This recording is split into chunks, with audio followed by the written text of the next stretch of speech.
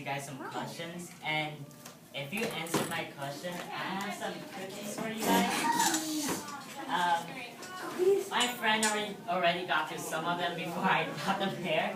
So one's double chocolate and one's mint. So if you answer a question, remember, and I will give you one of them. And whoever participates the most, whoever I think participates the most, gets a special prize. That's even better than this. What is it? Have any of you guys ever had Ferrero Rochers before? What? It's a good kind of chocolate, and it's really expensive too. You got us expensive chocolate.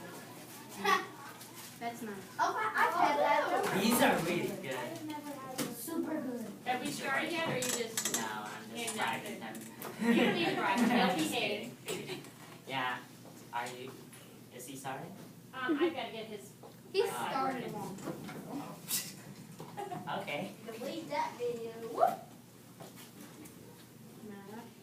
You can go ahead whenever you're ready.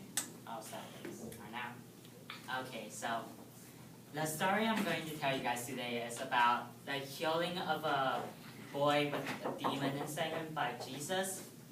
And so one day, Jesus and his disciples, they were walking in the town, and then there was this crowd of people, and out of the crowd of people, a father suddenly bursted out of the crowd and kneeled before Jesus.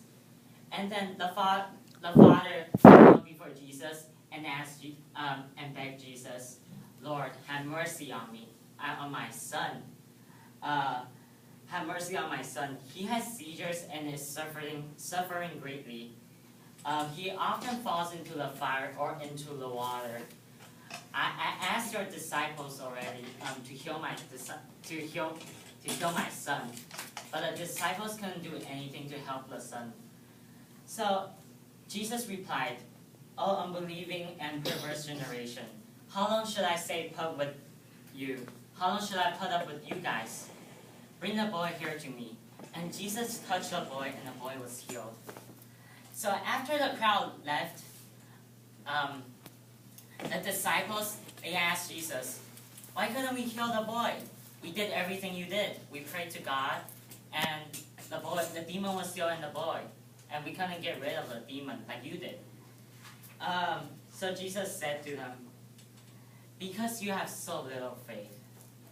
And this is the truth.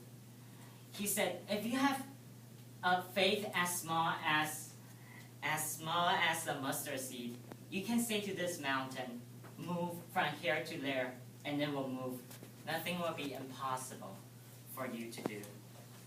So I'm going to ask you guys to close your eyes and pretend that you're one of the disciples who are with Jesus. So close your eyes. Now, you're one of the disciples.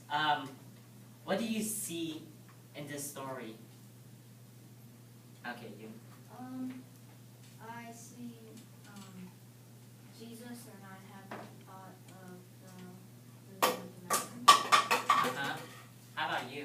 Well, I see Jesus and his disciples kind of standing in a group, and Jesus telling them to have faith as small. If you have faith as small as a mustard seed. Mm-hmm. How about you? I saw Jesus healing a boy, Mm-hmm. and they were on a mountain. Okay. I'll move on to the next question. Okay. Now, what do you think you hear? Say you're one of the guys in the crowd. What do you hear? Chattering like What do you think they were chattering about? we need to do this stuff. How about you? I think that's cool. How did he do that? How did he do that? So you think they were amazed, probably? I heard the disciples praying. I just Trying to expel a demon? Yeah.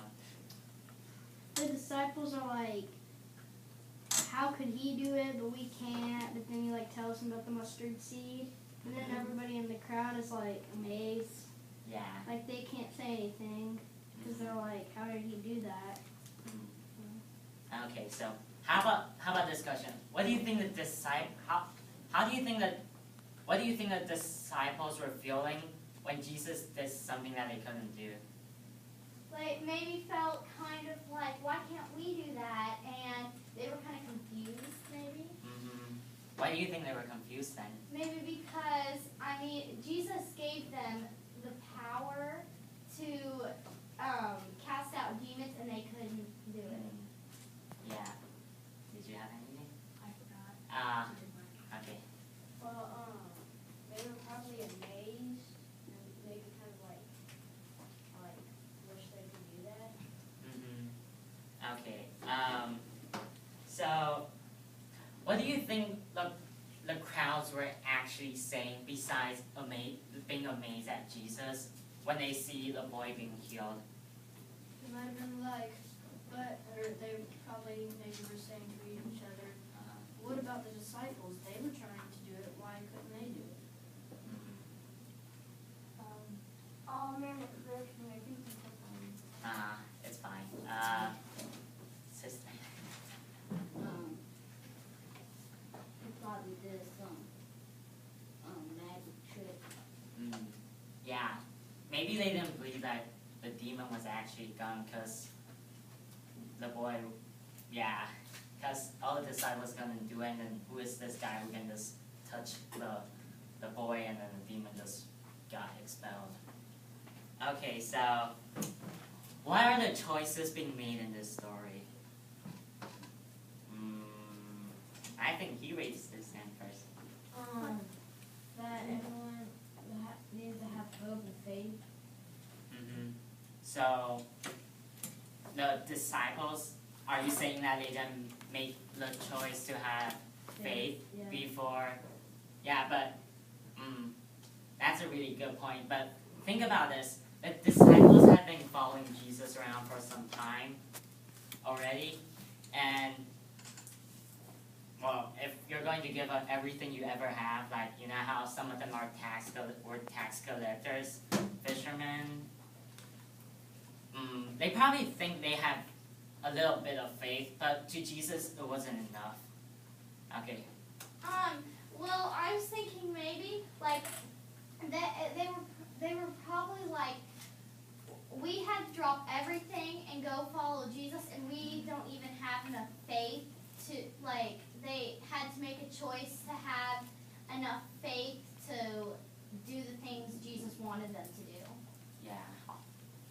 Like, they were probably thinking, they were probably like, angry in a way that they couldn't like kill the boy. Yeah. That like Jesus could do all this stuff and they follow him around for a long time and they can't do it. Yeah. If So I they're, were like, one of the angry. disciples, I would be really disappointed in myself. Anything to add? I had a question. When you said Jesus said about the mustard seed, did he mean they didn't have enough faith as a mustard seed? Like, it's saying that if they have as much faith the size of a mustard seed, because it's really small, so he's saying that they don't